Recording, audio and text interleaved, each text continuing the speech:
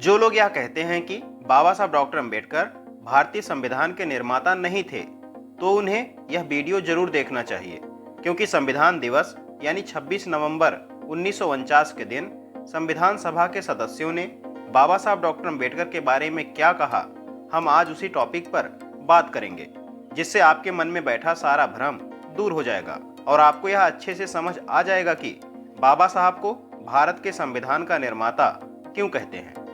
दूसरा, 25 नवंबर 1949 को बाबा साहब डॉक्टर अंबेडकर का संविधान सभा में 55 मिनट का एक भाषण हुआ था, जिसमें उन्होंने देश की चिंताओं को लेकर बात कही थी। उसकी भी चर्चा करेंगे।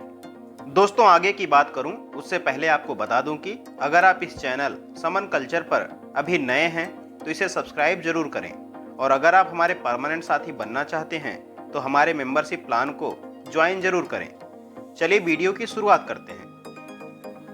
26 नवंबर 1949 के दिन संविधान सभा के अध्यक्ष डॉक्टर राजेंद्र प्रसाद का कार्यक्रम समापन भाषण होने के बाद भारतीय संविधान पारित हुआ, जिनका जिक्र हमेशा भारतीय संविधान के शिल्पकार के तौर पर किया जाता है, जो कि बिल्कुल सार्थक हैं। उन बाबा साहब डॉक्टर अंबेडकर का उससे एक दिन पहले यानी 25 नवंबर 1949 के दिन संविधान सभा में आखिरी भाषण हुआ। दोस्तों, संविधान निर्माण के लिए उन्हें कितना परिश्रम करना पड़ा, इसका अंदाजा आप इस वीडियो के माध्यम से लगा सकते हैं। साथियों, संविधान सभा का कामकाज जब चल रहा था तब बाबा साहब डॉक्टर अंबेडकर प्रतिदिन 12 से 14 घंटों तक काम किया करते थे।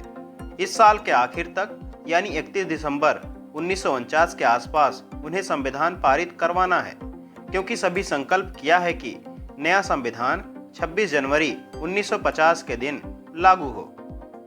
संविधान निर्माण में उनके योगदान और काम के लिए संविधान सभा के ज्यादातर सदस्यों द्वारा तथा समाचार पत्र समूहों के इस क्षेत्र के जानकारों द्वारा उनकी खूब प्रशंसा की गई, जिसमें पहला नाम आता है आर.के. सिधवा का, जिनका मानना है कि यह संविधान सर्वोत्तम है। लोगों को यह बताना मैं अपना कर्तव्य समझता हूँ। मुझे उम्मीद है कि संविधान सभा का हर सदस्य यही कहेगा। अपनी बात को आगे बढ़ाते हुए वे कहते हैं कि हम में भले ही कितने मतभेद हों, लेकिन इस संविधान के बारे में हमें गर्व है। हम दुनिया पर इस बात को स्पष्ट करेंगे ताकि दुनिया को पता चले कि यह दस्तावेज संदर्भ के लिए उपयुक्त है। 26 जनवरी 1950 के ऐतिहासिक दिन हमारा सार्वजनिक जनतंत्र राज्य होगा।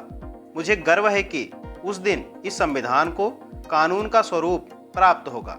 अब दूसरा नाम आता है पंडित ठाकुरदास भार्गव का। वे कहते हैं कि मसौदा समिति और उसके सभी सदस्यों के प्रति हमें किस प्रकार कृतज्ञता व्यक्त करनी चाहिए, यह मेरी समझ में नहीं आ रहा है।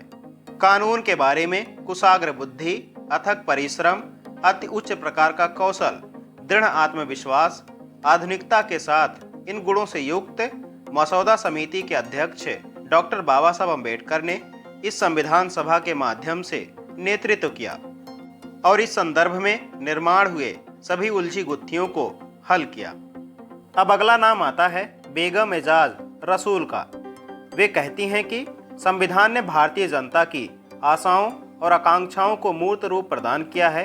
शब्दों, योजनाओं, प्रावधानों की कसौटियों पर संविधानों का अगर मूल्यांकन करना हो तो दुनिया के संविधानों में ये संविधान श्रेष्ठ प्रकार का साबित होगा।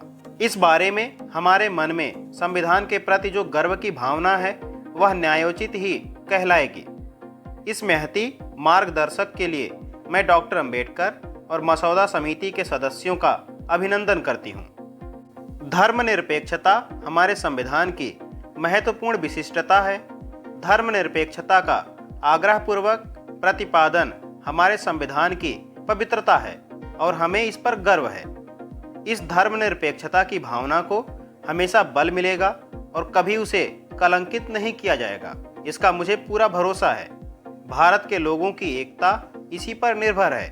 उसके बगैर विकास की आशा आकांक्षाएं व्यर्थ साबित होंगी। वे आगे कहती हैं कि संविधान सभा के रोजमर्रा के काम की खबरें दिल्ली और बाहर के अखबारों को देने की जिम्मेदारी जेपी चतुर्वेदी नामक एक विख्यात पत्रकार को सौंपी गई थी। श्री चतुर्वेदी को भारतीय पत्रकारिता आंदोलन का जनक माना जाता है। संविधान निर्माण के कार्य में डॉक्टर बाबा साहब अम्बेडकर के योगदान के बारे में वह कहते हैं, उस जमाने में उन्हें करीब से देखने का उच्चतम अवसर मिला। डॉक्टर बाबा साहब को चुनौती देना असंभव था। वह दुनिया के सभी संविधानों के विद्वान थे। उनसे चर्चा करने का मौका मिलना बौद्धिक दावत हुआ करती थी और मुझे ऐसे मौके मिला करते थे। उनके बारे में जानकारी देते हुए ज़्यादातर यही बताया जाता है कि उन्होंने दलितों, अन्य पिछड़े वर्गों, आदिवासियों, अल्पसंख्यकों और शोषितों के उद्धार के लिए संघर्ष किया। लेकिन नए भारतीय गणतंत्र की बुनियाद खड़ी करने के लिए उनके योगदान का जिक्र नहीं किया जाता। उन्हें आधुनिक मनु कहा जाता है। जिस समाज से उनका उदय हुआ, उस समाज के हित के लिए उन्होंने न केवल नए कानून बनाने की कोशिश की, बल्कि नए कानून भी दिए। भारत में तब जनतंत्र शैशवा अवस्था में था। उन्होंने संविधान के रूप में कानून दिया। संविधान निर्माण करने वाले संविधान सभा के पितामह को जब हम याद करते हैं, उस वक्त हमें यह नहीं भूलना चाहिए कि भारत की संविधान सभा में डॉक्टर अंबेडकर सबसे श्रेष्ठ व्यक्तित्व थे। प्रत्यक्षतः उन्होंने वर्तमान संविधान की रचना की। भारतीय प्रजातंत्र की उत्क्रांति को सुव्यवस्थित करने के लिए और देश की अखंडता को सुरक्षित रखने के लिए उनके विचार मार्गदर्शन करेंगे। इसके बाद संविधान के मशहूर विशेषज्ञ एस.वी. पायली ने कहा कि अपनी विद्वता, कल्पना शक्ति, तर्कनिष्ठ वाक्पटुता और अनुभवों को डॉक्टर अंबेडकर ने दांव पर लगाया। बेहद कठिन सवाल पर भी उनका जबरदस्त उत्तर हुआ करता था। वह बड़े ही प्रभावकारी ढंग से और आसानी से अपनी राय सामने रखते। दुनिया के सभी विकसित देशों के संविधानात्मक कानूनों का और उन पर किए गए अमल के बारे में उन्हें अच्छी जानकारी थी। साथ ही 1935 वाले कानून की सूक्ष्मता से जानकारी थी। अब इसके बाद संविधान सभा के अध्यक्ष डॉक्टर राजेंद्र प्रसाद द्वारा 26 नवंबर 1949 को संविधान पारित करते हुए दिए गए भाषण में वे डॉक्टर अंबेडकर के बारे में कहते हैं कि इस कुर्सी पर बैठकर संविधान सभा के कार्य का मैं हर रोज निरीक्षण करता आया हूं। संविधान सभा की मसौदा समिति द्वारा कितने उत्साह, निष्ठा और लगन के साथ काम को पूरा किया, इसका एहसास किसी और से अधिक मुझे है। खासकर मसौदा समिति के अध्यक्ष डॉक्टर अंबेडकर ने अपने स्वास्थ्य की परवाह किए बगैर इस काम को पूरा किया है। मसौदा समिति और उसके अध्यक्ष पद के लिए उन्हें चुनने का जो निर्णय हमने लिया, उससे बेहतर और उचित निर्णय कोई और नहीं था। उनका चुनाव सार्थक था, यह साबित कर दिखाया। इतना ही नहीं, उन्होंने जो कार्य किया उससे उनके कार्य को एक ओज प्राप्त हुआ। इस संदर्भ में समिति के अन्य सदस्यों के बीच भेदभाव करना ठीक नहीं होगा। मैं जानता हूं कि अध्यक्ष की तरह ही सभी ने अपनत्व और निश्चय कार्य किया है। राष्ट्र उन्हें धन्यवाद दे, वे इस योग्य हैं। दोस्तों, अब आइए बात करते हैं बाबा साहब की उन चिंताओं के बारे में जो उन्होंने 25 नवंबर 1949 को यानी संविधान पारित होने से एक दिन पहले संविधान सभा के सामने जताई थी। और उनके दिए गए 55 मिनट के भाषण का एक छोटा सा पार्ट हम आपको बताने की कोशिश करेंगे। दोस्तों, बाबा साहब अम्बेडकर ने कहा था कि संविधान कितना ही अच्छा हो, यदि उसको व्यवहार में लाने वाले लोग अच्छे ना हों तो संविधान निश्चय ही बुरा साबित होगा। भारत के लोग और उनके पक्ष कैसा बर्ताव करेंगे, यह कौन कह सकेगा। अपने भाषण में वे आगे कहते हैं कि 26 जनवरी के दिन भारत एक स्वतंत्र देश होगा।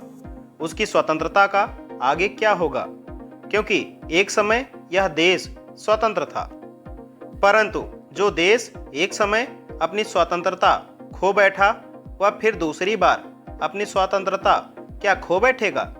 इस विचार से मुझे देश के भविष्य की चिंता हो रही है। क्या भारतीय जनता अपने पंथ या पक्ष की अपेक्षा देश को अधिक महत्व देगी, या फिर देश की अपेक्षा अपने पंथ या पक्ष को ही श्रेष्ठ समझेगी। यदि पंथ या पक्ष को प्रधानता दी गई तो देश एक बार फिर मुसीबत में फंस जाएगा। इस आपत्ति से हमें दृढ़ता के साथ देश की रक्षा करनी चाहिए। जिस विधान में हमने जनता के लिए, जनता का और जनता द्वारा राज तत्व अंतर्भूत किया है, वह विधान दीर्घकाल तक बना रहे। ऐसा यदि हम चाहते हैं तो हमें हमारे सामने उपस्थित संकटों को समझने में और उनका निराकरण करने में देर नहीं करनी चाहिए और देश की सेवा करने का यही मार्ग है।